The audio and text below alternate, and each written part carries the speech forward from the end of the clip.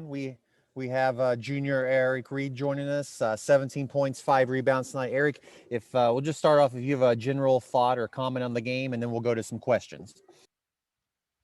Yeah, okay. You want me to talk about the game?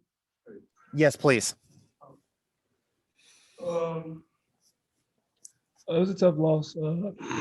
I feel like our guys competed. We competed hard. We prepared.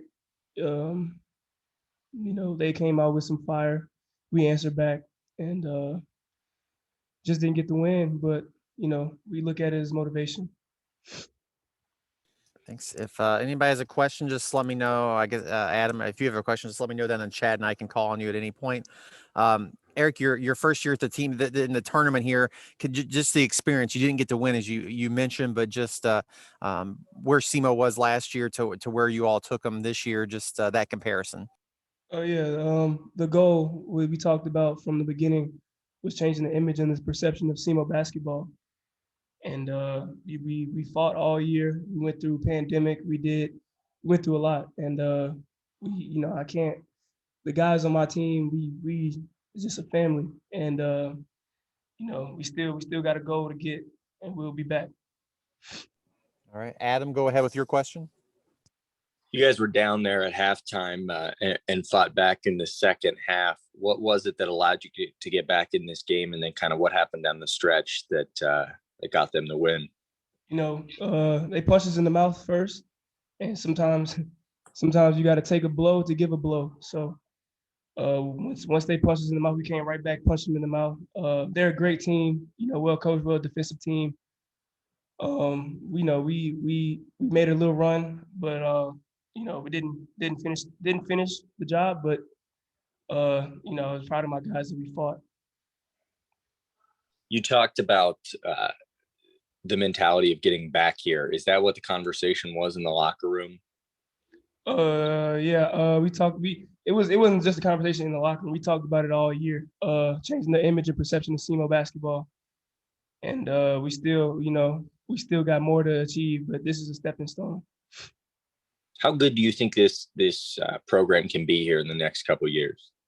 I'll be lying to you if I said I don't think we can win the championship, because that's definitely something that we expected to win to this year. So, I think we're good enough to win the whole thing.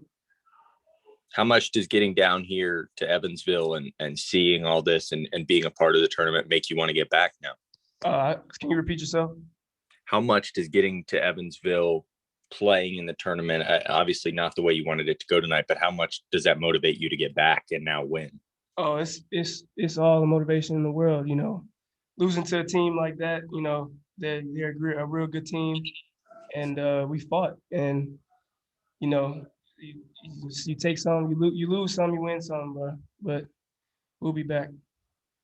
My last question, I know you may not know the answer to this, but I'll just ask it anyway. What is the core difference from SEMO in the past to this year that got you guys to this point and you say you want to take to the future? Can you repeat yourself? Like, what is the biggest thing that's changed in this program in your eyes? Well, this is my first year, but Yeah. you know, we got guys with good character. We got a great coaching staff. We got everything really. It's a whole new team, a whole new just got a whole new vibe. That's all I can tell you. We got a whole new vibe. Guys want to be there for each other. We want to play for each other. We work day in, day out. So Appreciate it. Eric, thanks for joining us. We'll switch to Coach Korn next. Gotcha.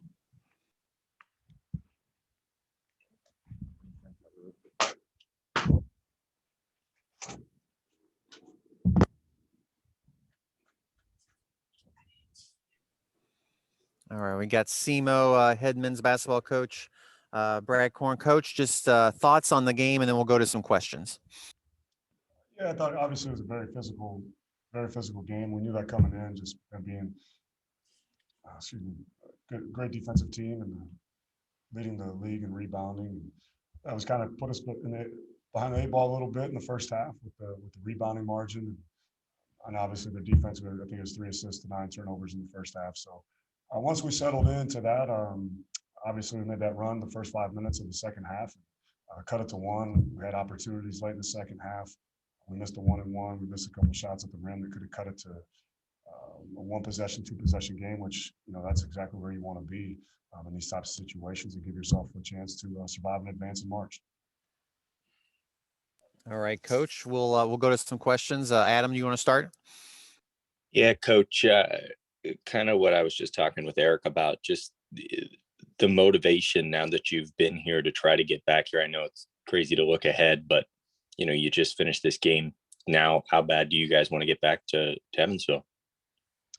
Adam, that was like if you go back way before when we were putting the schedule together, we came and played Evansville over here, and that was the whole thing for our guys to visualize and to see themselves playing in this gym again. And we were able to do that. We were able to accomplish that, and now we got to take the next step. And I think we have a locker room full of guys that do want to take that next step. I think there's a great pride in our program, and I told the guys how proud and how much I respect them for fighting through a year like this. And to be able to fight through a year like this and do what they did, to me is doubly impressive. And I couldn't be more proud to be their coach, as I've said to you all season long, through the highs and the lows, tough losses, great wins. I've been extremely proud to coach these guys. You guys made it a ball game there down the stretch. What allowed you to get back in the game, and then kind of what happened there in the final couple of minutes? You guys went cold, just unable to get looks. I think towards the end, I thought we had looks. I mean, Eric Reed had a look. Nana had a look at the top of the key. I had 2 timeouts left. I kept waiting to call one as soon as one of them dropped, but they just didn't fall. Nigel had a look at the rim on a layup. Chris missed the front end of a 1-and-1. So, I mean, we had opportunities. To start the second half, obviously they didn't score for the first 4 minutes or whatever it was. So defensively, we were on point, and we were securing those rebounds, which we weren't doing in the first half. So, we opened some things up a little bit offensively, and try to keep the ball in the middle of the floor because they do such a good job of loading.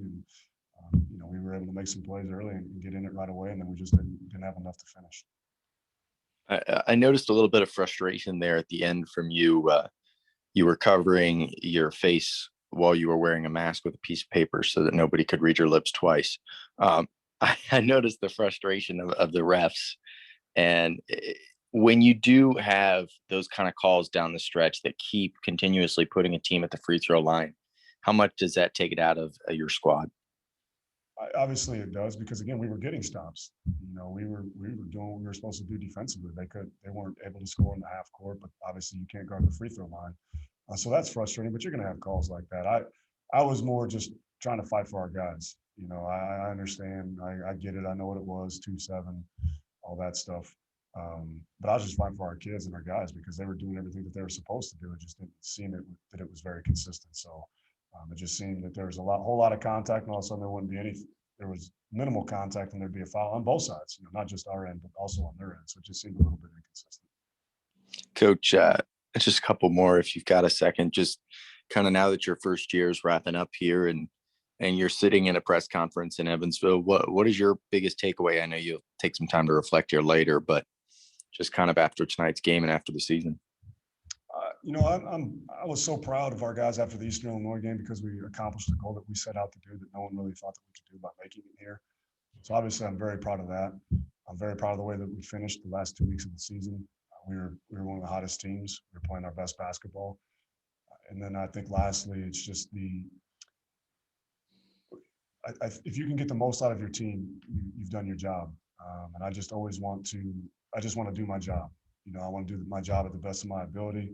I think the staff did their job at the best of their ability. I think our players did their job to the best of their ability. And, we wound up doing something that people didn't think that we could do. And now I want this to be the baseline, and now we got to build and move forward, which everyone says after a year. But